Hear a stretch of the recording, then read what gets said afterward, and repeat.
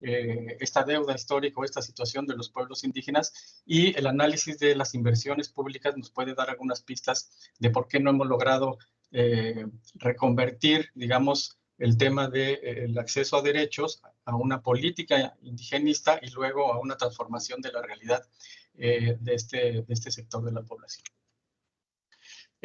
También, a manera de documentar el tema muy general, el tema de las brechas, el estudio y la evaluación del Coneval de la Política de Desarrollo Social en 2018 presenta algunos indicadores muy claros, como el tema de que el 65% de la población indígena estaba en pobreza, a diferencia del 39% de la que no lo era. El 78% no tenía acceso a la seguridad social frente a un 55% de la no indígena. El 57% de la población indígena carecía del acceso de los servicios básicos a la vivienda frente a un 15% de las no indígenas, y el 31% presentaba rezago educativo en relación al 15% de la que no lo era. Esto son datos que diversas investigaciones, y en el primer seminario en el marco del observatorio realizado hace algunos meses se documentó mucho este tipo de datos, sobre todo con las fuentes de información del Censo 2020 que justamente tenemos más disponible recientemente.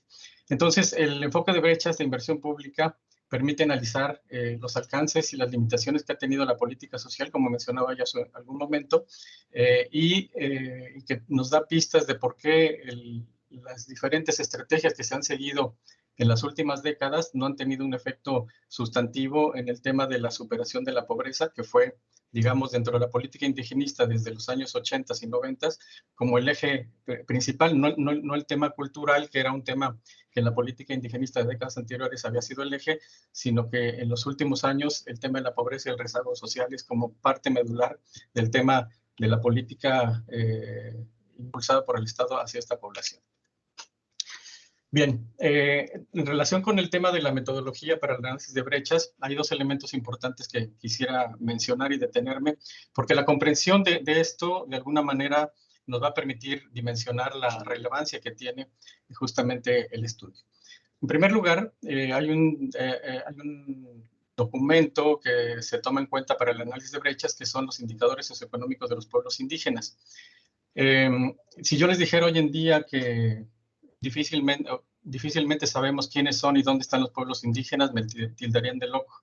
Pero ha sido la gran pregunta en el caso mexicano para saber quiénes son y dónde están los pueblos indígenas. Y no es gratuito que desde 1895, que se da el primer censo de la era moderna, y hasta la fecha, con el último censo 2020, el tema de poder identificar a través de los censos quién es la población indígena ha sido un gran reto.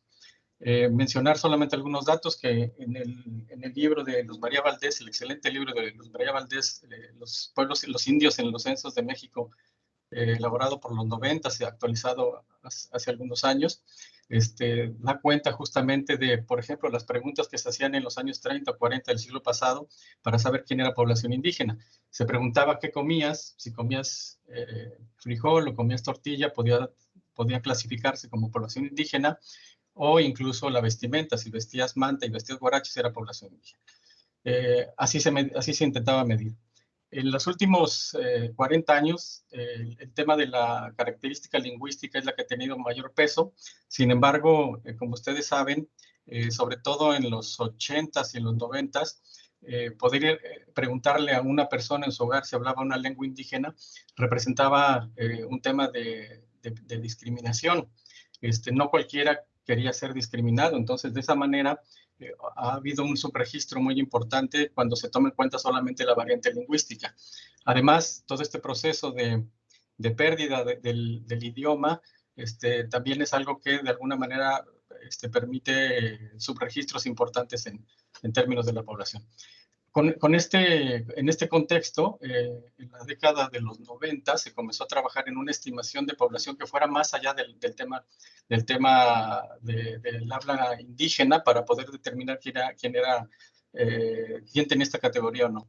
En esa época solamente se preguntaba sobre la población mayor de 5 años que hablaba lengua indígena. Hoy en día se ha avanzado en este tema, se pregunta ya sobre los mayores de 3 años que hablan lengua indígena, se pregunta sobre los jefes de familia que hablan una lengua indígena, y se pregunta también por el tema de la autoadscripción, aunque el problema sigue siendo creciente, y como dato mencionar los resultados del 2020, que se registran 7.3 millones de hablantes de lengua indígena, 12 millones de personas que habitan hogares indígenas y 25 que se autoadscriben como tal. Entonces el problema sigue siendo complejo. Para el estudio de brecha se decidió tomar estos indicadores que de alguna manera permiten identificar el dato de población indígena en hogares, considerando básicamente el dato de la población que habita un hogar y cuyo jefe de familia habla lengua indígena, y los que hablan lengua indígena y que no están en un hogar como tal, ¿no? A partir de ahí se hace la identificación de 64,000 localidades. Estos datos son del censo 2010. No se ha actualizado esta actualización para el censo 2020, entonces los datos que se hicieron en este estudio 2018 toman el censo de 2010 y se identifican 64,000 localidades con población indígena. Es decir, el 46% de todas las localidades del país tienen al menos una persona en un hogar indígena. Y el segundo elemento que se hace a partir de esta estimación es clasificar a las localidades de acuerdo a el porcentaje de población que tienen ahí. Y hay tres grandes rubros. Localidades eminentemente indígenas, que son localidades con 40% más de población indígena. Localidades indígenas densificadas, que es un nombre propio que le dimos. La estimación del INPI, la CDI en ese entonces, habla de solamente localidades indígenas, que el criterio con el que define estas son aquellas localidades que tienen menos de 40% de población indígena, pero más de 150 personas indígenas. O sea, se combina un factor relativo y uno absoluto de población. Y finalmente, la tercera categoría son localidades indígenas dispersas, que tienen menos de 40% de población indígena y menos de 150 personas indígenas. Es decir, en términos absolutos y relativos, las localidades con menos presencia de población. En la gráfica que vemos del lado derecho es las proporciones del número de localidades, población total y población indígena de estas 64,000 localidades por tipo de localidad. Y es muy importante esta gráfica, tenerla presente para los demás datos que se van a presentar adelante, porque nos permite ver que en el caso de las localidades eminentemente indígenas, ahí se ubica el 53% de estas 64,000 localidades, la mayor parte, y el 68% de la población indígena. La población total, obviamente, solamente un 9%. Es decir, que si ponemos un peso de inversión en estas localidades, tenemos una alta probabilidad de que llegue a población indígena. En las localidades indígenas densificadas, sin embargo, tenemos solamente el 3% de localidades, tenemos un 70% de población total, pero solamente el 28% indígena. Si ponemos un peso aquí, obviamente la probabilidad de que llegue a la persona, o la familia, o el hogar indígena es mucho menor a la anterior. Y finalmente, en las localidades indígenas dispersas, ahí está el 43% de todas las localidades, hay un 21% de la población total y solo 5% de población indígena. Estas localidades básicamente son las de mayor riesgo de inversión, por la baja probabilidad de que pueda tener efecto, que el dinero que se destine ahí pueda tener efecto sobre poblaciones indígenas, sobre todo porque muchos proyectos no van dirigidos a personas, sino van dirigidos a veces a nivel de localidad, de proyecto, o incluso de municipio. Hay recursos que solo se destinan a nivel de municipio. Entonces, esta gráfica es muy reveladora en términos de lo que, al menos en términos lógicos, debiera hacerse con la inversión pública, ¿no? También el otro elemento de análisis es con las fuentes de información. La fuente de información básica para el estudio es el anexo 10 del presupuesto de egresos de la Federación, que desde el 2018 la Cámara de Diputados establece justamente también como un efecto de la última modificación constitucional, que en el apartado B del artículo 2 constitucional establece que se debe destinar recursos para la población, pero desde la aprobación de la reforma constitucional a tener efecto, pues pasaron al menos 6, 7 años. Entonces, desde esa fecha y hasta la actualidad existe el anexo 10, en donde se transversaliza el presupuesto dirigido a pueblos indígenas. Antes de esto, el presupuesto es muy importante reconocerlo. Digamos que hasta antes de los 90, el presupuesto que tenía la institución del Estado para pueblos indígenas era la megasecretaría. Lo mismo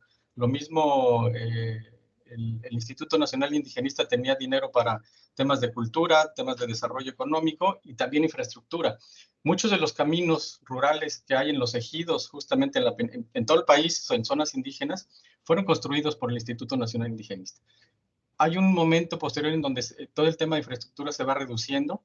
En el 2000, justamente, aún sin el anexo 10, se decretó que la CDI en ese entonces tuviera todo el recurso destinado a pueblos indígenas, pero sin ejercerlo.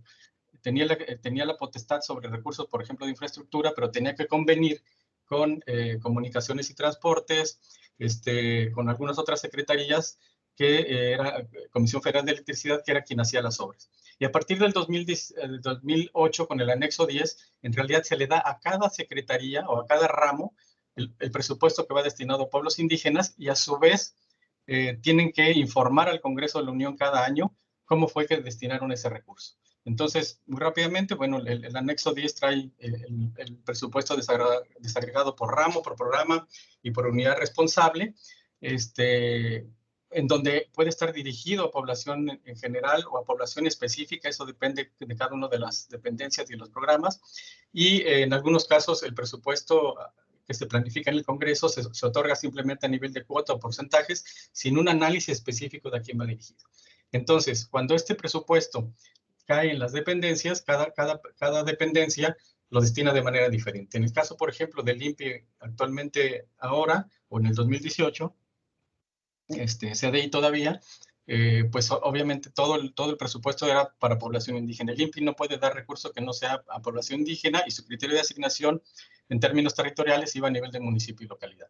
Sin embargo, habría otros programas que no necesariamente están focalizados a pueblos indígenas, como todos los programas que había en materia social, pero que incluían a la población. Entonces utilizaban criterios como población adulta mayor, mujeres en situación de pobreza, donde estaban contenido, o gran parte de la población era población indígena, pero no había ningún criterio específico para poder focalizar. Y finalmente, bueno, también hay entidades, como decía hace un momento, que pueden ejercer el presupuesto de una manera en donde no necesariamente pueden determinar con toda precisión que el dinero es en beneficio de población indígena.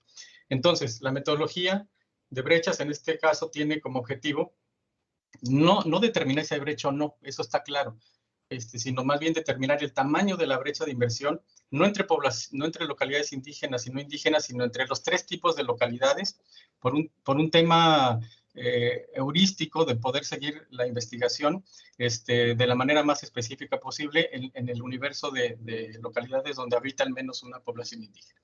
Segundo, identificar algunos criterios que se utilizan en el ejercicio del presupuesto público, porque mucho del problema creo que está ahí justamente en el ejercicio del presupuesto, por un tema creo yo, de falta de focalización o de criterios específicos para saber en dónde colocar un peso que beneficie a poblaciones indígenas. Y finalmente, proponer hipótesis, líneas de investigación y usos que tiene este conocimiento de la inversión pública para pueblos indígenas, que puede ser de mucha utilidad justamente para el tema del observatorio. Rubén, ¿si podemos ir cerrando en 2 minutos? Nos quedan alrededor de 2 minutos. Una disculpa. No hay problema. Para mí lo más importante era comprender esto. Insisto, voy a comenzar a presentar datos muy generales que documentan todo el tema de brechas. Primero, en términos nominales, no reales, aquí está el presupuesto asignado en anexo 10 desde el 2010 al 2018. Lo importante es tener claro en este momento la inversión de 2018, que son 80,000 millones de pesos. Ahí sí, entre población no indígena e indígena, el cuadro de la izquierda refleja el per cápita del 2010 al 2018, y vemos una diferencia impresionante. Cuando en el 2010 solo se invertían casi 5,000 pesos por persona en localidades indígenas, el recurso para no indígenas ascendía a 30,000. Al 2018, el de no indígena sube a 45,000, casi 15,000 pesos más, cuando en el caso de población indígena se mantiene en no más de 7,000 pesos. Ahí comenzamos a ver justamente la brecha que hay más importante. El porcentaje de las asignaciones, como no sé si se alcanza a apreciar aquí, si no lo menciono, la más alta, el 35% del presupuesto del anexo 10 se destina en temas de desarrollo social. Hay algunas otras que no se alcanzan a ver aquí, pero que tienen que ver con temas de salud y educación, que son los 3 ramos más importantes y que seguramente está asociado a estas transferencias monetarias que había en el Prospera hasta antes del 2018 y que acaparaba la mayor parte de las inversiones. El porcentaje de presupuesto, voy a omitir el del lado izquierdo para irme más rápido con el del lado derecho, que es más importante. Del total del presupuesto del anexo 10, aquí se confirma lo que veíamos en la gráfica anterior. Desarrollo social ocupa casi el 40% de los 80,000 millones de pesos, seguido por el tema de educación, salud y el tema de aportaciones federales para entidades, que de alguna manera este concepto, aunque es amplio, es el que menos se comprueba porque es transferido a estados y municipios y ellos tienen una forma de comprobación diferente que es difícil seguirle la pista.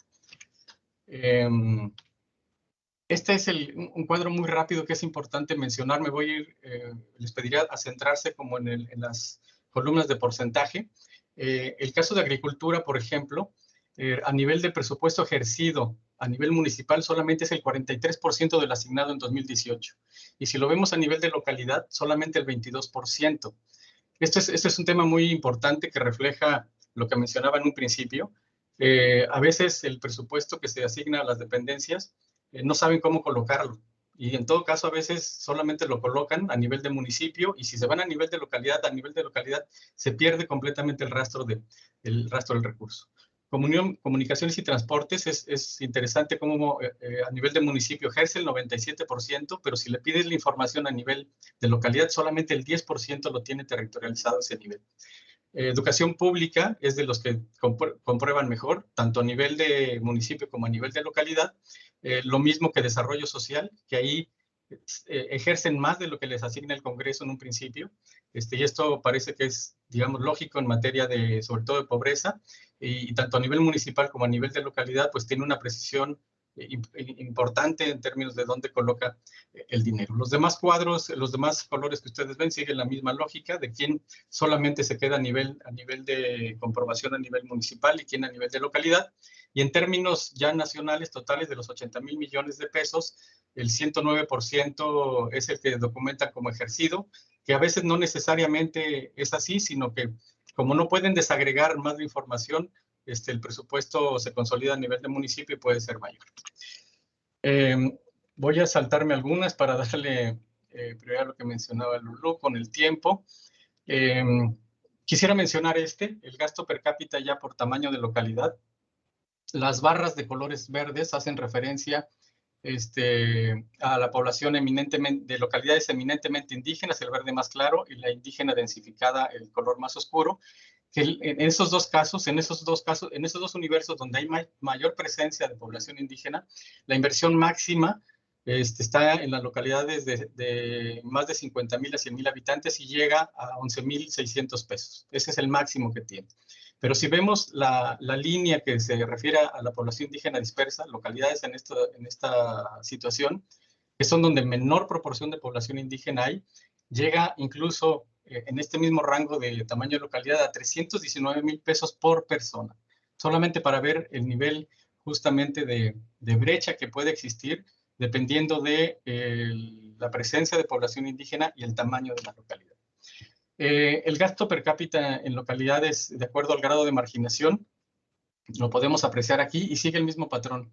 Las localidades de muy alta marginación, no importa ahí el tipo de localidad, la eminentemente indígena, la densificada, la dispersa, no pasa los 3,300 pesos.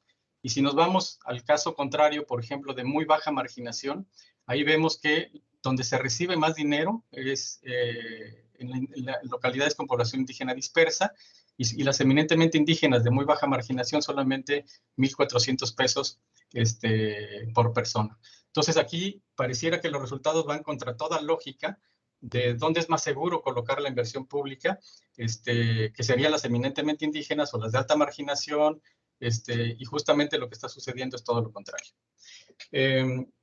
son las últimas dos láminas, muy rápidamente, para ver a nivel de entidad federativa. Aquí podemos ver cómo el patrón es similar en los estados con mayor presencia de población indígena, pero es de destacar que Aguascalientes, las barras más grandes, Aguascalientes, Coahuila, Durango, Zacatecas, tienen una inversión per cápita de las más altas, siendo que no son las que tienen la presencia de población indígena más grande. Coahuila, por ejemplo, no se alcanza a apreciar ni siquiera que inviertan en una localidad eminentemente indígena. Seguramente no la hay muy poquitas, pero sí las densificadas, en donde la inversión es de un poco más de 40,000 pesos, y las indígenas dispersas llegan justamente hasta casi 170,000 pesos. Esto habla un poco de que los criterios a nivel nacional también deben ser muy diferentes. Y los estados con mayor presencia de población indígena, como Oaxaca, Puebla y los estados del sureste, todos están muy parecidos. Son inversiones de por sí muy bajas. Termino con esta, en donde hago el extracto de los estados de la región sureste, donde está el proyecto del Tren Maya, combinado con el promedio regional y nacional per cápita. Entonces, en las localidades eminentemente indígenas vemos, por ejemplo, que el que mejor asignación tiene es Campeche, con 4,163 pesos, seguido de Chiapas, y al final Yucatán, solamente con 2,400 pesos por persona en localidades eminentemente indígenas. Las densificadas, aquí se incrementa enormemente el gasto en el estado de Tabasco, 11,000 pesos por persona en localidades densificadas, seguido de Chiapas con 9,000, Campeche nuevamente se destaca, y al final Quintana Roo. Y finalmente las localidades indígenas dispersas, nuevamente Chiapas es el que asigna mayor recurso, y Yucatán el menor. Las conclusiones generales. Bueno, es evidente que la brecha del gasto destinado a pueblos indígenas se identifica en cualquiera de las comparaciones posibles, ¿no? Esto es una evidencia. La inversión pública para pueblos indígenas en México, visto a través de esta evolución, vemos que hay un mayor monto de recursos per cápita en localidades con menor presencia de población indígena. Esa es como la tendencia. Es importante tomar en cuenta también que el fenómeno migratorio de los pueblos indígenas hoy en día puede representar un problema. Hay mayor presencia de población indígena en zonas urbanas, las áreas metropolitanas de las principales ciudades en México así lo demuestran, y quizá eso también sea un reto muy importante en la política pública para saber dónde poner cada uno de los recursos en los programas que se ejercen hacia esta población. Los recursos que se ejercen en localidades con población indígena en términos absolutos pareciera tener menos impacto, ¿no? Cuando esta población se concentra en áreas urbanas, y ahí no solamente es más difícil poder identificar o hacer que el beneficio llegue a poblaciones indígenas, sino el tipo de proyectos son diferentes. Hay mucha obra, por ejemplo, en áreas urbanas para el tema de albergues, universidades interculturales, y posiblemente esto sea lo que está determinando el disparo en la brecha de inversión que pueda haber, pero son temas que deben ser analizados. La inversión también en localidades con alta proporción de población indígena sigue enfrentando el mismo reto que hace 50, que hace 70 años. Poder llegar a colocar un peso en las comunidades más alejadas, de más difícil acceso, en donde hay diversos problemas asociados al tema, por ejemplo, de contar con un documento de identidad, etc., etc., creo que no se ha resuelto, ¿no? El tema de la accesibilidad a esas comunidades y poder colocar una inversión efectiva sigue estando presente. Existe una inercia muy compleja de romper en torno a la planeación y programación del ejercicio público, como lo mostraba en las primeras diapositivas. El Congreso da presupuesto no territorializado, solamente alrededor del 20% de lo que se asigna lo asigna a una entidad, y es el Distrito Federal, justamente porque ahí están oficinas centrales de la mayor parte de las instituciones, y después lo tienen que territorializar una vez iniciado el ejercicio fiscal en donde se vaya a ejercer el recurso. Entonces, ese tema desde la planificación y la presupuestación es un tema relevante que ya se trae desde la misma Cámara de Diputados al asignar el presupuesto. Y como mencionaba hace un momento, la mayor parte de las inversiones para pueblos indígenas en ese año se concentraba en los rubros del sol, educación y salud, en donde la base más amplia, obviamente, de localidades indígenas accedía a estos beneficios individuales, tanto para población indígena como para rural, con esa transición que menciono ahora, de que estamos teniendo cerca de un 36% de población indígena ya en centros urbanos, en esas localidades densificadas, que tenemos muchos casos en la región sureste, por poner uno, que Benito Juárez es la localidad con mayor número de población en todo el país, 150,000 indígenas, y que no representa nada del México indígena tradicional, y eso es un reto importante a considerar. Cierro. Si estas hipótesis sobre los efectos que tiene la inversión pública en esta inercia o en esta deuda que se tiene con los pueblos indígenas pudiera ser contrastada después a través del observatorio con las inversiones que ahora el proyecto del tren está no solamente realizando, sino trayendo como ancla hacia la región sureste, nos va a brindar elementos importantes para reflexionar sobre cuáles serían las mejores medidas para hacer efectiva la política dirigida hacia pueblos indígenas en la transformación de esta realidad que han padecido históricamente. Gracias, Lulu. Gracias, Rubén. Agradecemos la presentación que nos has mostrado. Nuestra siguiente ponencia es acerca del deber de las empresas con las comunidades indígenas ante proyectos de infraestructura en la región sureste de México. La siguiente ponencia está a cargo de las maestras Ariana Marcela Ortega Romero y la maestra Liliana Garay Cartas. Un poco sobre nuestras ponentes. Ariana Ortega es licenciada en Derecho por la Facultad de Derecho de la UNAM y maestra en Filosofía del Derecho en la misma casa de estudios. Cuenta con un Leyum Magíster y una concentración en Teoría del Derecho y Argumentación Jurídica por la Universidad Austral de Buenos Aires, Argentina. En los últimos 10 años se ha dedicado al estudio, la investigación y la asesoría jurídica en materia de derechos humanos en pueblos indígenas. Ha trabajado en la Comisión Nacional para el Desarrollo de los Pueblos Indígenas, donde estuvo encargada del Departamento de Normatividad Federal, Estatal y Municipal, adscrito a la Dirección de Derechos Indígenas, así como de la Subdirección de Participación y Consulta Indígena. En esta última, coordinó actividades relacionadas con protocolos para la implementación de consultas a pueblos y comunidades indígenas de conformidad con los estándares internacionales. Actualmente dirige Cuimari, un centro mexicano de estudio especializado en ciencias jurídicas y sociales. Por su parte, la maestra Liliana Garay Cartas es licenciada en Sociología por la Universidad Autónoma Metropolitana de Xochimilco y especialista y maestra en Desarrollo Rural por la misma universidad, y actualmente candidata a doctor en Ciencias Sociales y Políticas por la Universidad Iberoamericana de Ciudad de México.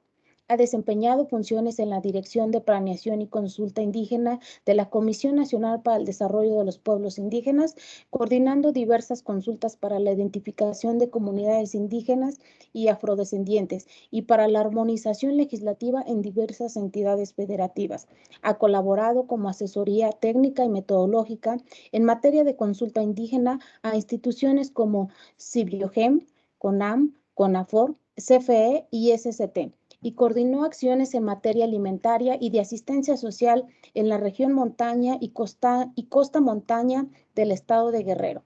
Actualmente es coordinadora de investigación en el Centro de Investigación para Ciencias Jurídicas, Cuimari. Entonces, sin más preámbulo, le damos la palabra a las maestras. Adelante, por favor. Muchas gracias, Lulu. ¿Me escucho bien? Adelante, las escuchamos.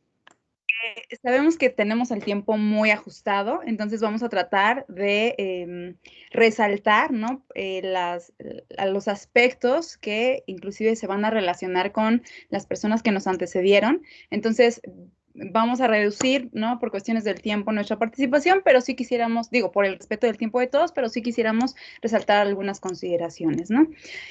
La siguiente, por favor.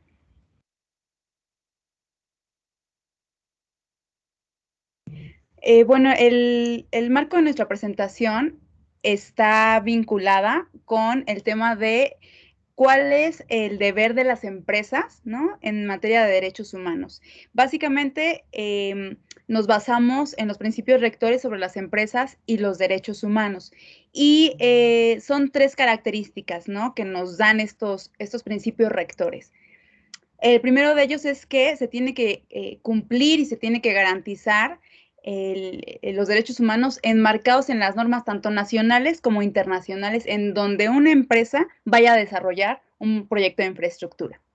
Después dice que estos derechos no solamente deben de ser identificados, sino además respetados, ¿no? Y reconocidos a nivel internacional. Lo que quisiera destacar de aquí es el número 3, que dice que si bien, ¿no?, las empresas tienen que reconocer estos derechos humanos a nivel, que se han generado y que se han reconocido a nivel internacional, cuando las circunstancias y las características del grupo así lo consideran, es decir, cuando se encuentren pueblos y comunidades indígenas, deben de garantizarse derechos específicos de pueblos y comunidades, ¿no? Sabemos que a nivel internacional hay 3 instrumentos, 3 grandes principales referentes en materia de derechos y pueblos y comunidades indígenas. Uno de ellos es el Convenio 169 de la OIT, ¿no? Entonces, básicamente, las empresas tienen que respetar, además de todas las normas nacionales e internacionales de derechos humanos, las normas reconocidas en este tratado internacional. La que sigue, por favor. Y bueno, hay un listado, ¿no?, de derechos de los pueblos y de las comunidades indígenas muy amplio. Aquí solamente estamos en esta presentación identificando algunos de los que reconoce el artículo 2º constitucional.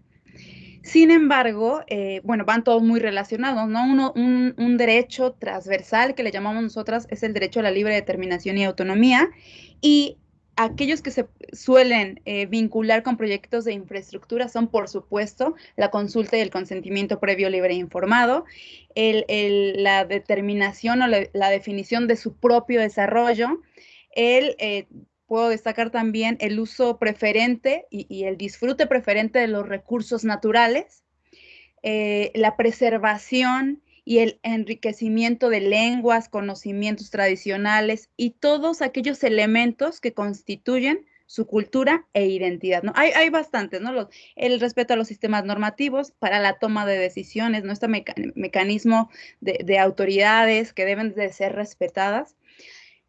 Me gustaría destacar el derecho a la propiedad por las presentaciones que nos antecedieron, el derecho a la propiedad y el derecho a la tierra y al territorio. Este derecho es un derecho que nosotros en Quimeri hemos identificado como un derecho principalísimo cuando se trata de proyectos de infraestructura en territorios de pueblos y comunidades. Es un derecho principal, es un derecho fundamental, y ahora Lili nos va a comentar por qué es tan importante este derecho. Y la siguiente, por favor, Lulu.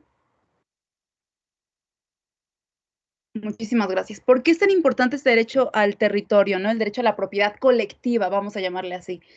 Les comentaba que las empresas tienen el deber de respetar todos los derechos humanos identificados en normas, reconocidos en normas nacionales e internacionales. Esta presentación nos da algunos datos de cuáles son esas normas. Las fuentes del derecho de pueblos y comunidades es inmensa.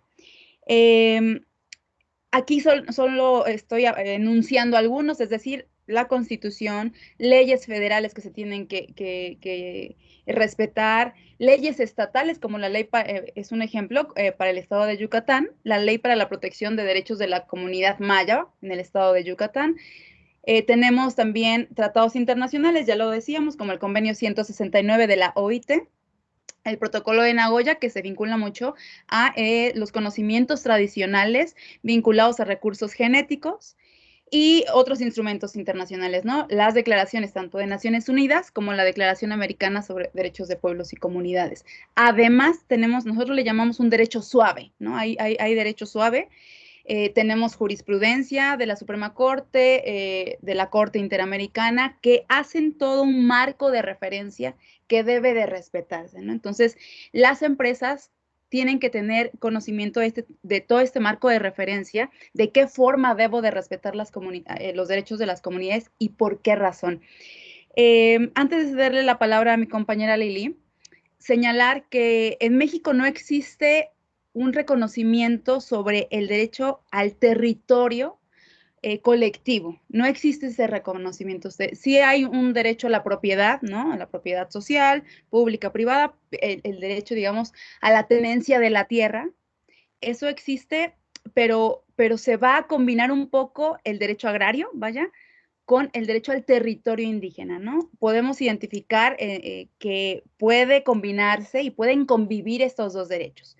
Como no existe en nuestro país ese reconocimiento jurídico del derecho al territorio o del derecho a una propiedad colectiva en términos de la cosmovisión, ¿no? de esa identidad colectiva de las comunidades, el fundamento principal es el Convenio 169. En el artículo 13 se menciona que el territorio no solamente es el espacio físico en donde se ubica una vivienda, el territorio es todo aquel espacio en donde se pueden reproducir actividades de la propia comunidad, ¿no? No es necesario que, a lo mejor todos estamos acostumbrados que nuestra vivienda está en un espacio determinado, bien delimitado.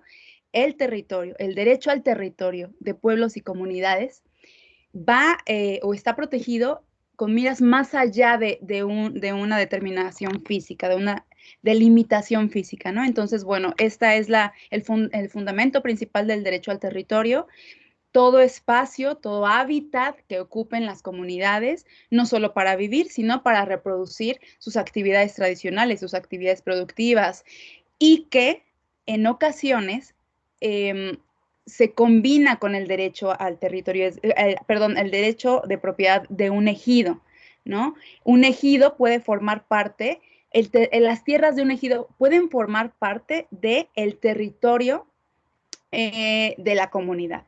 Y ahora, ¿por qué es importante en términos de derecho? Ahorita lo vamos a ver en términos socioculturales, pero ¿por qué es importante? Porque las empresas, y con esto cierro, en el marco de estos principios de derecho, tienen el deber de realizar estudios en donde se identifiquen los impactos a los derechos de las comunidades indígenas. Y uno de los impactos, la vida, donde se recrea, la vida colectiva, se recrea en el territorio indígena, ¿no? Entonces, eso es bien importante, es por eso nosotras lo hemos identificado como un derecho principalísimo en materia de proyectos de infraestructura vinculados con pueblos y comunidades indígenas.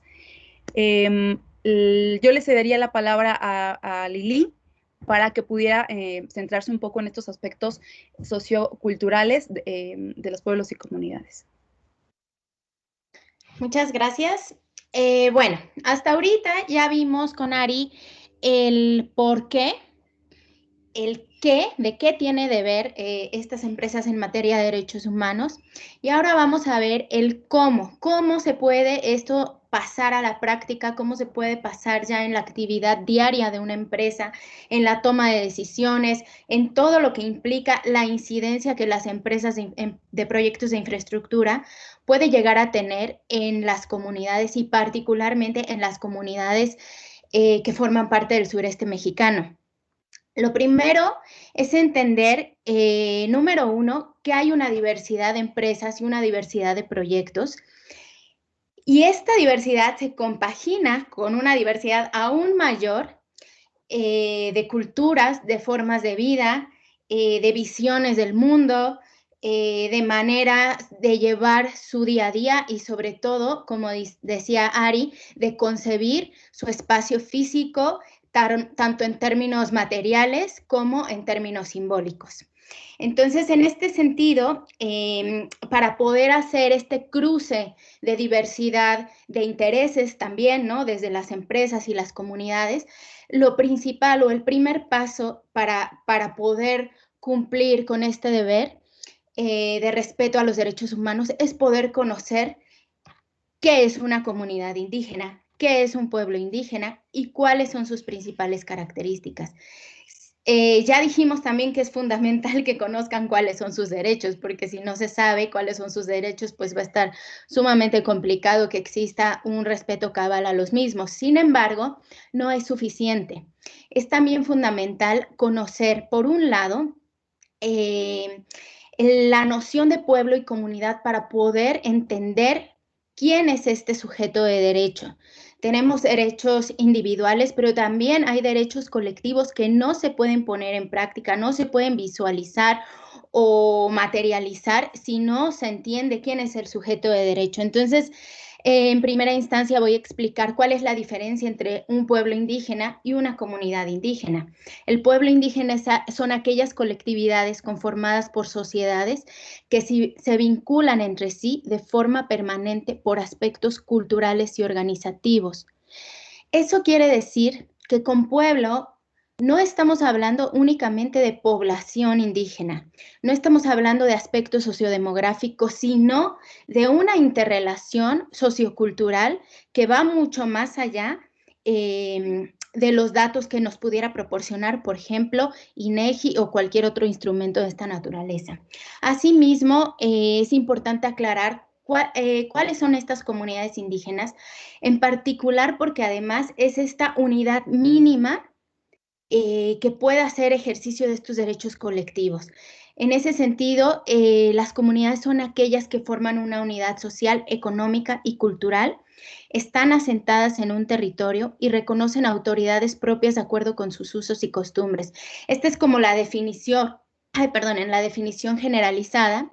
Sin embargo, a la hora ya de conocer a la diversidad de comunidades, podemos entender que unos tienen algunos elementos, otras tienen otros elementos más fortalecidos, y que la diversidad es, bueno, infinita, ¿no? La siguiente, por favor. En este sentido, es fundamental poder imaginarnos, ¿no? Con este primer acercamiento que son los datos poblacionales, de qué diversidad estamos hablando en la zona del sureste. Tenemos, por ejemplo, en Campeche estos datos de población, que pues casi poquito menos de la mitad se considera población indígena, y tenemos a las principales lenguas habladas son la maya, chol y el celtal. Estos son datos 2020. Asimismo, en Yucatán, bueno, las cifras son impresionantes también, y eso que el nivel de pérdida, de desaparición, etcétera, ha sido muy veloz, pero aún así estas cifras son bastante impactantes para podernos imaginar de la diversidad que estamos hablando. También tenemos estas cifras en Quintana Roo, a pesar de todo lo que ya vimos con las ponentes que nos antecedieron, ¿no? De todos los procesos tan fuertes que todas estas modificaciones que ha sufrido Quintana Roo.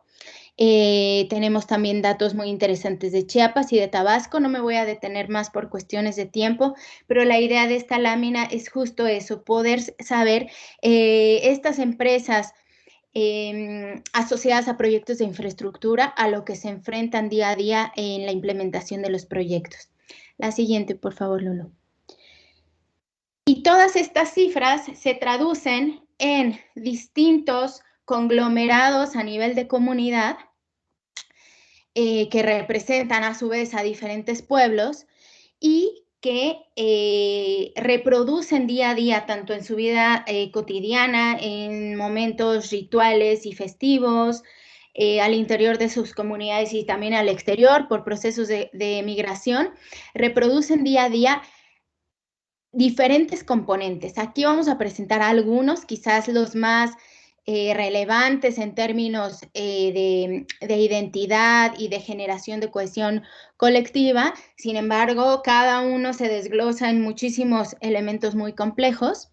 Es importante que hablemos de la continuidad histórica, es decir, todos esos elementos que forman parte de su vida actual, pero que también tienen una raíz y una conexión directa con las culturas prehispánicas, los sistemas normativos internos que justo en el sureste se han visto modificados en términos muy importantes. Sin embargo, pues ya vemos con diferentes procesos de resistencia, de movilización, que estos sistemas normativos siguen vivos, siguen vigentes y con mucha fuerza. Tenemos también la noción de autoadscripción, de lengua, de organización comunitaria, festividades y ritualidad. Y me voy a detener en lo que tiene que ver con cosmovisión y conexión territorial. La conexión territorial al final, yo me atrevería a decir que es uno de los componentes o el gran componente con el que los proyectos de infraestructura suelen relacionarse en mayor medida. Es decir, es, digamos, el meollo del asunto, por llamarlo de manera muy burda.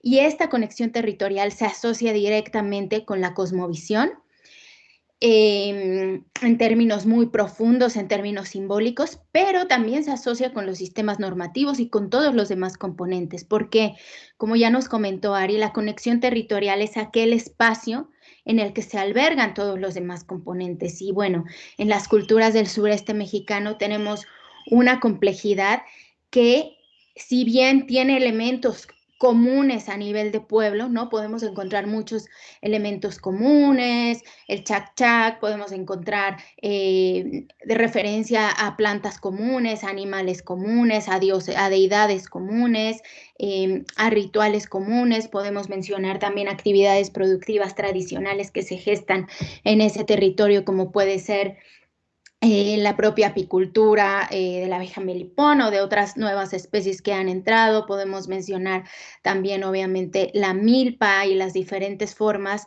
en las que recrean este conocimiento tradicional para poderla realizar. Nos podríamos quedar aquí horas mencionando todo lo que implica esta conexión territorial.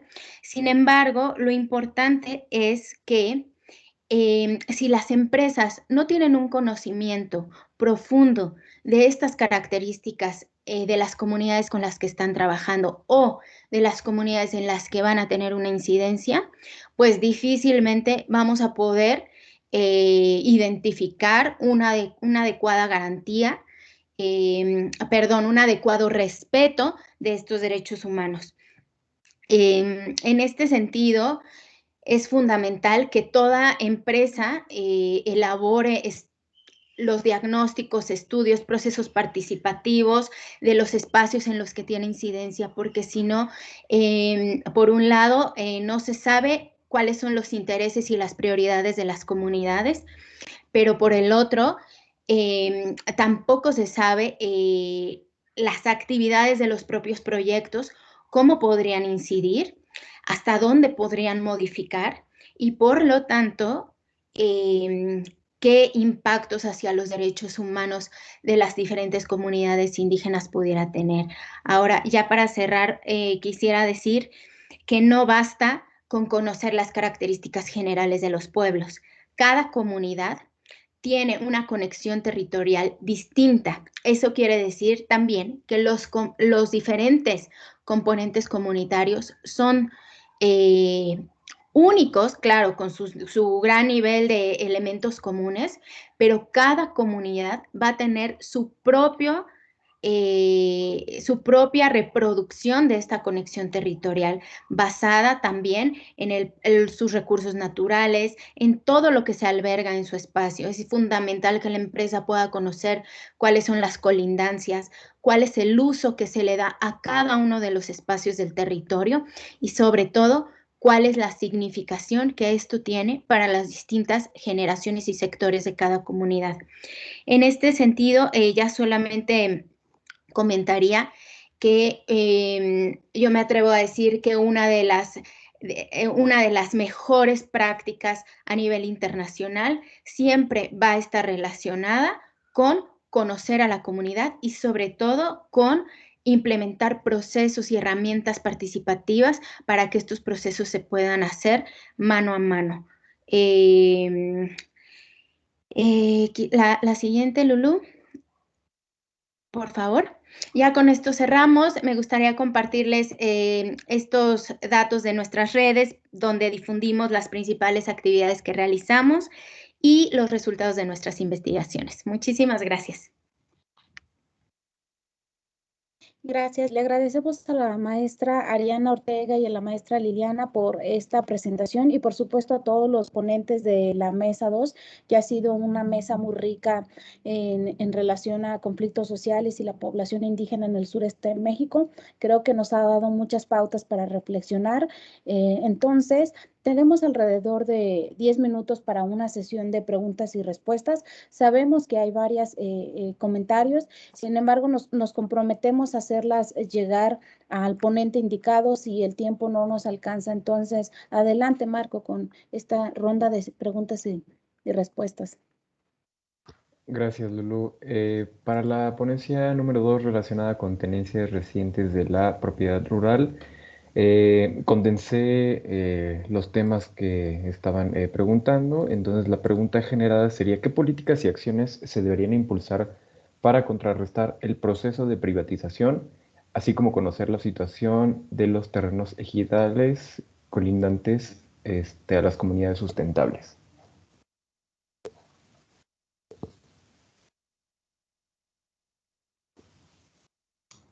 ¿No? ¿Vamos respondiendo o se juntan todas Sí, las sí, sí. preguntas? Yo creo que nos dará tiempo para una pregunta por ponencia. Entonces, esa sería la primera para la doctora Gabriela. Sí, bueno, pues digo, la verdad es que la respuesta no es, no es una respuesta única. O sea, yo creo que hay muchas maneras que se puede detener o tratar de revertir incluso estos procesos de los que ya he dado cuenta. Por un lado, entonces, creo que el aspecto fundamental tiene que ver con fortalecer la gobernanza de los núcleos agrarios. Y sobre esto no existe hasta ahora una política pública consistente. O sea, esto es un gran problema. Y el tema de revertir estos procesos, que como yo los expliqué y no pude dar los detalles, pero estos detalles ya se los hemos provisto por ejemplo, a gente de la Procuraduría Agraria y la Registraduría Nacional. Ellos están al tanto de estos procesos, que se hicieron una reversión de estos procesos de privatización de las tierras que han sido marcados por la irregularidad, o más bien por la ilegalidad. Y creo que en parte de la pregunta se hacía sobre si o sea, en este contexto de fuerte privatización de la tierra, ¿qué pasa con el Tren Maya? Y lo que pasa con el Tren Maya es que se están agravando estos procesos, pero estos procesos ya estaban en el territorio, porque ya existían proyectos que se venían dando desde, ya dije, décadas antes, y como ya vimos además en los mapas, pues mucho de la tierra que está en juego con estos proyectos, por ejemplo, las estaciones del tren, ya han sido previamente privatizados. Entonces, quizás lo que tendría que haber es una política de litigio legal desde la misma institución agraria para revertir estos procesos de privatización. Y no sé si se me permite, pero yo quisiera preguntarle a los otros ponentes, digo, las abogadas hablaron de este enfoque fuerte de los derechos, y yo quisiera tener su opinión de lo que pasa con las demandas de amparo contra el proyecto Tren Maya. Y por otro lado, al colega Rubén, preguntarle cómo ve esto de que ICA, por ejemplo, está contratando, pues trayendo a gente de fuera, no de la región, para hacer el proyecto del Tren Maya. Y esto pues como que no hace sentido si la idea es generar desarrollo en la región. ¿Por qué ICA, que es la empresa que construye parte de la vía del tren, está trayendo trabajadores externos del país que, según me han contado, ya están comprando tierras de manera irregular en estos ejidos? Entonces no sé si esto pueden comentar sobre esto. Sí, bueno, la verdad es que es muy interesante la pregunta. Yo lo que diría ahí es que cuando una empresa no tiene o no cumple con el deber de respetar estos derechos humanos, ¿no? Que si bien es el Estado quien es el vigilante de que las empresas cumplan con estos derechos, es viable, es posible que existan juicios, ¿no? O amparos sobre la violación de derechos humanos, ¿no? Estos procesos o estos amparos pueden hacerse o se hacen cuando los derechos de las comunidades pues no son respetados. ¿Y qué derechos? Bueno, son muchos, ¿no? Pero básicamente pueden ser aquellos que se vinculan con los proyectos de infraestructura. ¿Te perdimos un poco, Ariana? Hola, hola. ¿Sí me escuchó o más o menos? Sí, se escucha. Perdón. Sí, sí se escucha. Sí, entonces, no, definitivamente, doctora, yo creo que es viable que cuando se violen derechos de pueblos y comunidades, el amparo sea el mecanismo a través del cual se puedan solicitar el cumplimiento de estos derechos por parte del Estado. Pero sí es importante señalar que cuando una empresa no cumple con este deber de respetar esos derechos, el Estado no tiene este deber, y si no ocurre, definitivamente las comunidades pueden acceder a este tipo de juicios. Yo, perdón, solo mencionar algunos de los derechos vinculados, ¿no? Decíamos que es el derecho al territorio, el derecho a la consulta y el consentimiento, el derecho a preservar, ¿no? Los elementos que ya comentaba Lili, todos estos elementos, ¿no? Conocimientos tradicionales, medicina tradicional, bueno, son bastantes elementos, ¿no? Nosotras encantadas de compartir información con muchísimo gusto. Gracias, Ariadna. Gracias, doctora. De hecho, pues la siguiente pregunta es también para Rubén. Entonces, no sé si en esa pues quisieras complementar la pregunta de la doctora Gabriela. La pregunta en concreto es cómo asegurar que el presupuesto asignado a los pueblos indígenas sí llegue a estos pueblos. Gracias. Bueno, respondiendo a la pregunta de Gabriela, habría que analizar el caso en específico, ¿no? De este dato que estás mencionando. Yo te podría decir que estoy de acuerdo contigo, que lo deseable y lo lógico sería que la oferta-demanda pudiera cubrir justamente los territorios más cercanos a todo el proceso de obra del tren. Yo te daría dos datos. Una es que justamente desde el año pasado, al inicio de las obras del Tren Maya, hubo diversas ferias del empleo en los municipios cercanos a todos los tramos, ¿no? Ese es un tema. Habría que ver si funcionaron o no funcionaron, cuál era la oferta-demanda que había ahí. Y el segundo es que todo el tema de los grandes megaproyectos, no del Tren Maya, históricamente yo recuerdo, por ejemplo, el más cercano de la empresa Braskem Idesa en Coatzacoalcos, hay muchos empleos de suma calificación, obreros, pero sumamente calificados, que es muy difícil encontrarlos en la misma región donde se realiza la obra, ¿no? Había una demanda laboral de cerca de 32,000 trabajadores que inundaron Coatzacoalcos y las ciudades cercanas, y de un año a otro se retiraron justamente porque no fueron requeridos ya, dejando esto que acabas de mencionar. Hay mucha gente que obviamente se queda. Algunos de los trabajos de Sergio Prieto, por ejemplo, están en relación a estos posibles efectos que generan las grandes obras en particular. Yo lo que diría es que sí, lo deseable es que fuera ahí, pero a veces no coincide la oferta y demanda, y también hay mucha migración de los propios trabajadores que llegan a buscar empleo de otras zonas, y que tampoco se les puede negar el acceso al empleo si es que es requerido y no es satisfecho por la población local. Pero yo lo que diría es que hay que analizar como el caso específico. Yo pienso que con las ofertas que hubo de vinculación laboral el año pasado, evaluar y ver qué pasó, ¿no? Mencionar también en este caso que este tema para Fonatur es muy importante, y estamos trabajando ahora justamente en una estrategia de vinculación de proveeduría local para todo lo que se viene del Tren Maya, no tanto para el tema de colocar empleos, sino también para el desarrollo de proveedores locales de todo lo que se está generando en el proyecto del tren. Eso por un lado. La otra pregunta de cómo asegurar que el presupuesto llega a donde debe ser, digamos, a la población, es un tema sumamente complejo. Yo, en principio, lo que podría decir es que hay esta metodología de estimación de población indígena que llega a nivel de localidad, que todas las instituciones deberían de usarlo. O sea, no solamente debiera ser un tema administrativo de cómo reportas tú la información al Congreso del Estado, porque cuando le dicen cómo ejerciste este recurso, lo primero que hacen es, a ver, ¿en qué municipios cayó?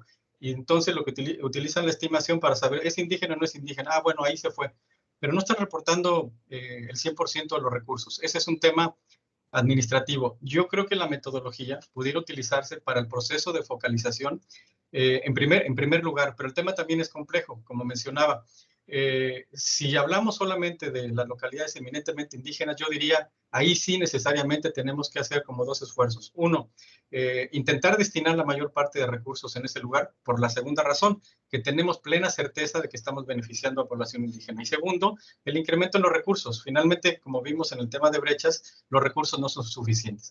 Y el segundo elemento, que es más complejo, es cómo tú garantizas también el acceso al desarrollo de esas localidades que están, de esas poblaciones indígenas que están en las localidades más dispersas. No porque estén tan dispersas y sea difícil ubicar a la población, no tengan derecho al acceso a los recursos. Entonces ahí el tema se complejiza, porque no solamente en términos territoriales se hace más amplio, sino más disperso, ¿no? Entonces creo que hace falta un buen ejercicio de focalización, y creo que todas las reglas de operación de las instituciones que no tienen como población objetivo específicamente a la población indígena tendrían que crear un mecanismo para hacerlo. Cuando hemos revisado y evaluado programas en otras instituciones destinados a población indígena, lo primero que cuando pedimos ¿cuánto de tus recursos te aseguras que llega a población indígena? La primera respuesta es que no es un criterio de focalización de mi programa. Y eso es una gran limitación, ¿no? Creo que tenemos que hacer, visibilizar dónde está la población indígena para poder poner los recursos ahí. Gracias, Rubén. No sé si tenemos tiempo para una pregunta más, Lulu, o ya estamos sobre tiempo. Sería la última. Podemos a la cuarta ponencia una pregunta y ir cerrando con este ciclo de preguntas y respuestas. De cualquier manera, nos comprometemos a hacerlas llegar a los ponentes, igual si nos dejan sus datos en la hoja de registro y les hacemos llegar las respuestas por parte de los ponentes. Perfecto. Gracias, Lulu. Es una última pregunta para la cuarta ponencia. Es si se conoce el porcentaje de los trabajadores, perdón, ¿qué porcentaje de los trabajadores que construyen el Tren Maya es población indígena?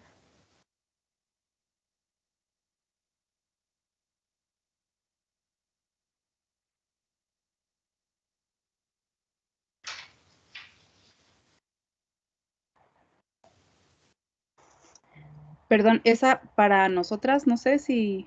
Sí, se hizo la pregunta cuando estaban ustedes.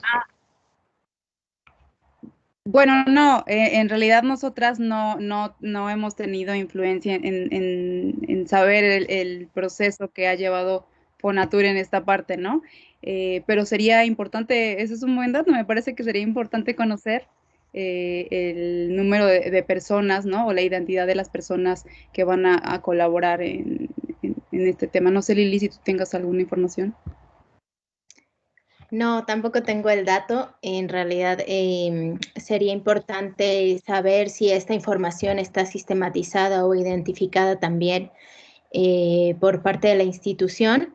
Sin embargo, forma parte de los aspectos que comenté de la incidencia de un proyecto que puede tener en las comunidades. Y esta incidencia puede tener elementos tanto positivos como negativos, en sus diferentes facetas o sus diferentes aristas, ¿no? Entonces, me parece que es una excelente pregunta porque es uno de los elementos en los que también se tiene que conocer las características de las comunidades y de esta población para que en los procesos haya este respeto a sus derechos. Entiendo. Muchas gracias. Gracias, Marco, y gracias a todos los ponentes. Nosotros vamos a hacer llegar las preguntas a la ponencia para que puedan ser resueltas. Entonces, gracias. Le cedo la palabra a mi colega René para brindar el espacio de las palabras de cierres que serán dadas. Entonces, adelante, René. Muchas gracias, Lulu. Bueno, para el cierre de este seminario, agradecemos la participación de Gabriel Guillermo Arellano Aguilar. Él es subdirector de vinculación social de Fonatur Tren Maya, quien nos dirigirá unas palabras. Gabriel es licenciado en Relaciones Internacionales por el Tecnológico de Monterrey, Campus Estado de México. Es maestro en Democracia y Buen Gobierno por la Universidad de Salamanca en España y cuenta con estudios de diplomacia por la Diplo Foundation y en agronegocios por la Universidad de Harvard. Se ha desempeñado como jefe de oficina de la Subsecretaría de Agricultura en la Zagarpa, colaboró en el Instituto Nacional Electoral, en la Secretaría de Relaciones Exteriores como oficial consular, en el Consulado de México en Little Rock, Arkansas, y como asesor parlamentario en la Comisión de Relaciones Exteriores, Organizaciones No Gubernamentales del Senado de la República.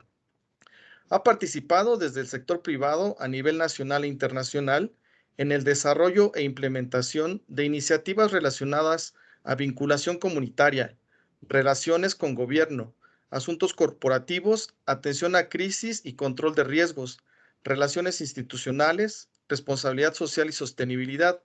Actualmente lidera los esfuerzos de vinculación social para el proyecto de desarrollo Tren Maya. Adelante, Gabriel. Muchísimas gracias, un gusto saludarlas, saludarlos. Gracias por permitirme cerrar este importante espacio. Sin duda, la propuesta misma es valiosa, ya que requerimos desde el proyecto de desarrollo Tren Maya abrir, tender puentes, abrir espacios de entendimiento, de información. Es un proyecto sumamente amplio y un proyecto que, como lo hemos visto a lo largo del día de hoy y en esta jornada, tiene muchísimas aristas de importancia fundamental para poder garantizar derechos. Creo que mucho de lo que se ha planteado aquí ha sido el día a día de los desafíos que el proyecto ha representado. Aquí hemos coincidido actores con diversas posturas, diversas preocupaciones, pero a la vez con una idea común de lo que se tiene que visualizar como un proyecto de desarrollo. Aprender de las experiencias que se tienen en territorio, en el sureste del país específicamente, para buscar los mejores mecanismos, innovar incluso en algunos porque no existen precedentes, y poder garantizar que el proyecto sea lo que todos aspiramos. A mí me gustaría destacar la participación de todos y todas los ponentes del día de hoy, ya que encontramos una pluralidad de posturas que nos enriquecen como proyecto. Creo que mucho de lo que se ha planteado como el objetivo de este seminario para fortalecer lo que será una iniciativa de observatorio, radica en el entendimiento de la importancia de la pluralidad, el poder escuchar las preocupaciones de académicos, de científicos, de expertos en las diferentes materias, traer a la mesa propuestas, incluso cuestiones que están sucediendo de manera paralela en otras latitudes. Es fundamental para poder nosotros, como tomadores de decisión al interior del proyecto, poder accionar de manera rápida y de manera, en muchos casos,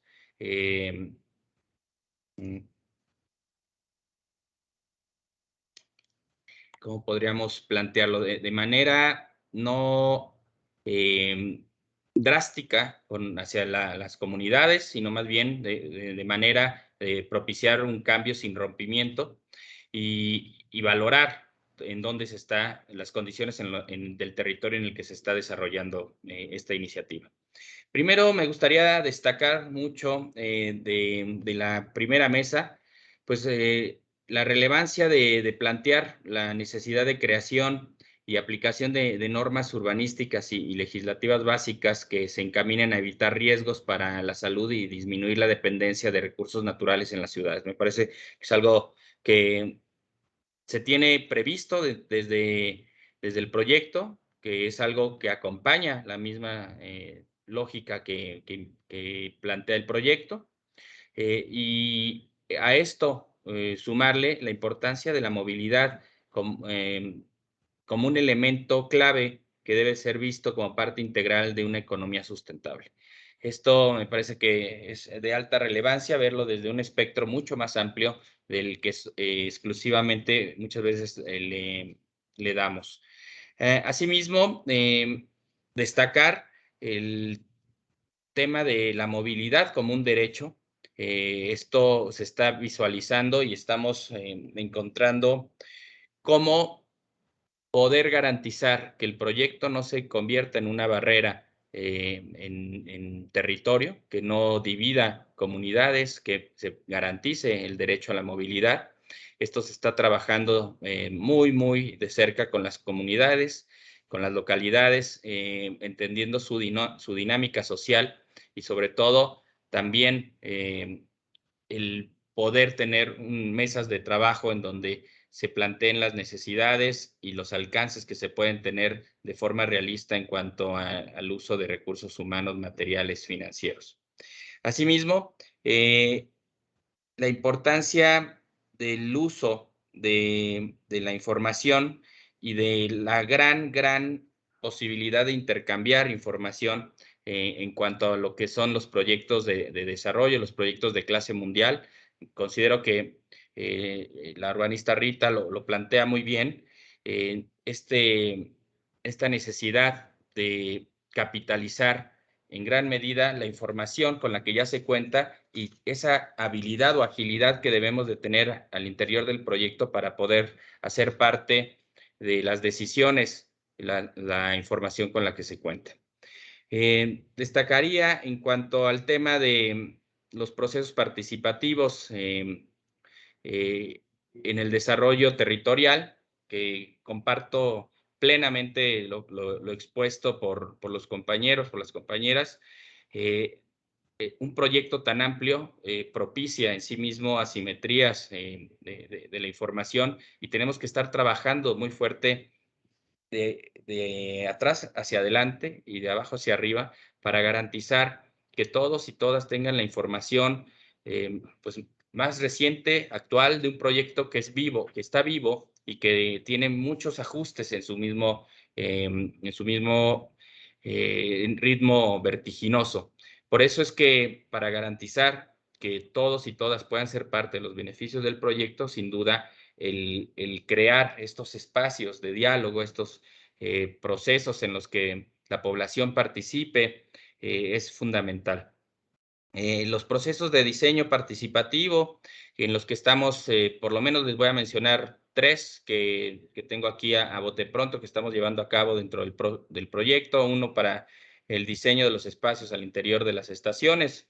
Tenemos un compromiso ya planteado abiertamente de que en cada una de las estaciones y paraderos del proyecto se cuente con un espacio para turismo comunitario, para artesanías y otras manifestaciones culturales, para la cultura gastronómica, y esos espacios se están diseñando en conjunto con las cooperativas, con las comunidades, y es una muestra palpable de que esto se está construyendo con la población.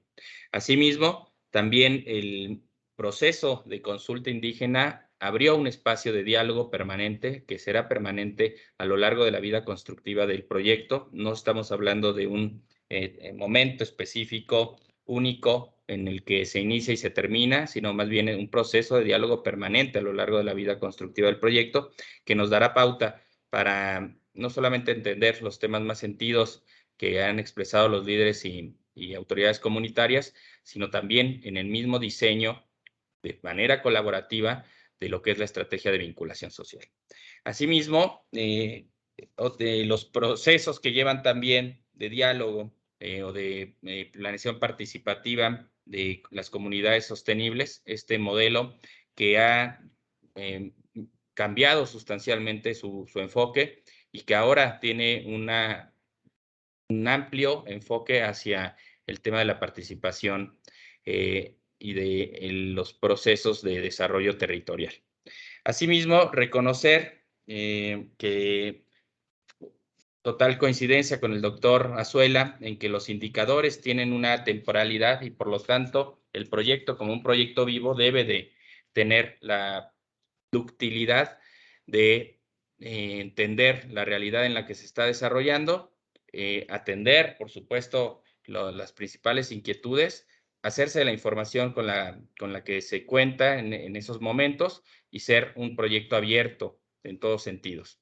Creo que el entendimiento de que este proyecto es un proyecto, me parece que, si no el más, sí entre los más ambiciosos que se han desarrollado en la historia moderna del país, tiene que construirse en base a información con la que se cuenta y mantener un proceso de medición continua. Asimismo, tenemos que reconocer que el proceso de urbanización también sucede en las comunidades, pero que sigue siendo un proceso rural. Coincido plenamente en esa aseveración, y que los procesos que generan vulnerabilidad en la tenencia de la tierra, desalojos forzados, proyectos productivos con actores externos y ventas de tierra de uso común para urbanización u otros, deben ser atendidos bajo los más altos estándares que existen en la materia y sobre todo bajo la vigilancia de los actores desde el gobierno y desde el Estado para garantizar derechos.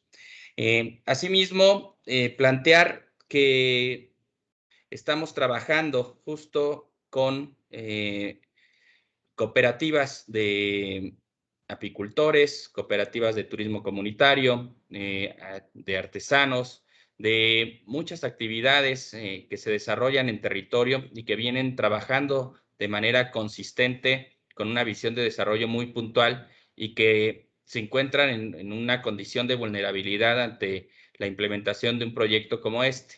Entendemos que tenemos que propiciar condiciones de un piso parejo para que todos y todas puedan ser parte de los beneficios del proyecto, y por eso trabajamos muy enfáticamente con las comunidades rurales, con las comunidades indígenas y con las cooperativas que se encuentran ahí. Samuel lo mencionaba muy bien. Hay una serie de conflictos y de indicadores que nos pueden dar certeza de por dónde caminar para evitar estos conflictos, y me parece que ese trabajo fino se está realizando con las cooperativas en estas actividades económicas. Hemos tenido un trabajo muy importante que ha durado muchísimo tiempo para compartir lo que es la visión del proyecto en estos grupos. Así no ha sido una labor sencilla, ha sido una labor de mucha constancia, pero hemos logrado ya tener esta apertura, este entendimiento y esta colaboración bajo el entendido de que no hay mejor manera de garantizar que el proyecto de desarrollo Tren Maya sea lo que todos esperan a través de la participación en el mismo. Entonces, creo que mucho de lo que plantea Samuel está ya incorporado en un plan de trabajo que tenemos en este caso, con las cooperativas de turismo comunitario. Una serie de inquietudes están siendo atendidas desde el seno mismo del proyecto, donde se trabaja ya con una estrategia, una iniciativa en colaboración con el Instituto Interamericano de Cooperación para la Agricultura y el Instituto Nacional de la Economía Social, que llamamos Soluciones Territoriales, y que es la respuesta del proyecto Tren Maya para garantizar que los grupos más vulnerables de la economía social y solidaria, estas cooperativas de naturaleza comunitaria, no sean borradas del territorio, sino que al contrario sean parte de los beneficios de manera consistente, y que el proyecto Tren Maya no sea un riesgo para ellos ni para su cohesión social. Me da gusto escuchar mucho de lo que plantea la doctora Gabriela en relación a las inquietudes que existen en torno al tema de tenencia de la tierra. Creo que lo compartimos y estamos haciendo lo necesario para evitar cuestiones que han lacerado y han ensuciado un poco al proyecto. Este tema de Barrientos creo que no es un tema tabú, es un tema que se ha atendido desde la alta dirección del proyecto, desde la misma presencia ya de ciertos actores de relevancia del Gobierno de México en territorio para evitar que esto suceda. Se han tomado las medidas necesarias de reparación y sobre todo para no repetir y que no haya una repetición de esto. Sin embargo, estamos muy conscientes de que el territorio es muy amplio y que debemos de poner mucha mayor énfasis en la garantía de derechos en todos estos procesos. Yo agradezco a la doctora que siempre tenga esta posibilidad de dialogar y de compartirnos sus inquietudes para poder atenderlas, tomar lo que se recomienda, por supuesto, incorporarlo en nuestros procesos, e insisto, visualizar el tema de la tierra como un elemento crítico, un elemento que nos debe de alentar a todos a estar observando cómo se llevan a cabo las cosas en territorio, en relación al proyecto Tren Maya y en relación a todo lo que está sucediendo en los 5 estados del sureste del país. Finalmente, coincido en el planteamiento que ha tenido Rubén y Ariadna en relación a lo que representa un proyecto de este tipo como un desafío hacia los estándares planteados internacionalmente en materia de respeto a derechos de los pueblos indígenas, sobre todo porque nos encontramos ante un desafío normativo muy importante. Lo que se plantea desde esta tutela multinivel en cuanto a derechos de los pueblos indígenas, pues está muy claro en que también plantea que los protocolos, los estándares se tienen que adecuar a la realidad del territorio, a la realidad en donde se está implementando el proyecto, y me parece que se ha logrado generar un mecanismo no solamente a través del proceso de consulta indígena, pero sí basado fundamentalmente en ello, un mecanismo de diálogo que se está convirtiendo ya en un mecanismo de gobernanza local. Y eso en materia de derechos humanos creo que es uno de los objetivos para poder garantizar tanto derechos sociales, tener el disfrute pleno de estos y sobre todo garantizar que el proyecto, que antes de que inicie el funcionamiento del proyecto, se tomen las medidas necesarias para compensar, mitigar los riesgos y los posibles impactos a través de los diferentes estudios que se están levantando en estos momentos. En cuanto a la propuesta que trae Rubén y que la hemos incorporado ya a lo que es el plan de trabajo en específico de la Subdirección de Vinculación Social, se trabaja con más de 40 instituciones, dependencias del orden federal, más los estatales y los municipales, para garantizar acciones coordinadas, no sectorizadas, que den pauta a una atención integral de los temas más sentidos presentes en territorio.